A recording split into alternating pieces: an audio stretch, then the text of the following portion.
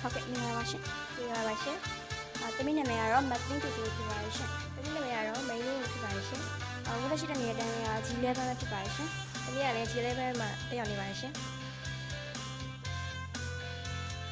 ဟုတ်တမီးတို့ရဲ့ပညာနဲ့တော့ကိုပိုင်ထိုင်တန်းကျောင်းကတော့မကွေးမျိုးရန်မျိုးအောင်10လမ်းမှာတရှိပါတယ်ရှင်ဟုတ်ပညာနဲ့တော့ကိုပိုင်ထိုင်ကျောင်းမှာတက်ရစစ်ကျင်မှုရှိပါတယ်ရှင်ဟုတ်ကဲ့ပါဆရာမရဲ့ဂျမ်မွာရီရမှုရှိပါတယ်ရှင်မိကွန်ကတော့ဖိနစ်ဒန်ပြိုင်ပွဲတွေဖိနစ်ပြိုင်ပွဲတွေပြီးရင်ပကြီးကာယအဲ့လိုပေါ့ဂျပန်စကားပြိုင်ပွဲမှာတောင်းလေးရှိပါတယ်ရှင်မိကွန်ကလည်းဖိနစ်ပြိုင်ပွဲတွေပကြီးကာယဂျပန်စကားပြိုင်ပွဲမှာလည်းပေါင်းရှိပါတယ်ရှင်ကျောင်းမှာကျန်းကျန်းဆင်ကတော့ဖိနစ်ချိန်မဲ့ဖြစ်ပါတယ်ရှင်ကျောင်းမှာကျန်းကျန်းချိန်ကတော့တင်တဲ့ချိန်ဖြစ်ပါတယ်ရှင်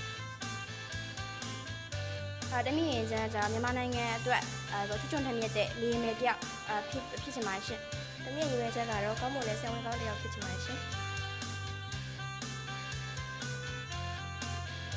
ဆရာကြီးနဲ့ဆရာမကြီးတို့ရဲ့အရေးအောက်မှာစီးကြစီကန်းရှိရှိနဲ့ပြင်နေကြရပါတယ်။ဒါကြောင့်မလို့ကျမတို့ရဲ့ပညာနဲ့တော့ကိုယ်ပိုင်တဲ့အကြောင်းကိုလာရောက်ပညာသင်ကြားဖို့ဖိတ်ခေါ်အပ်ပါတယ်ရှင်။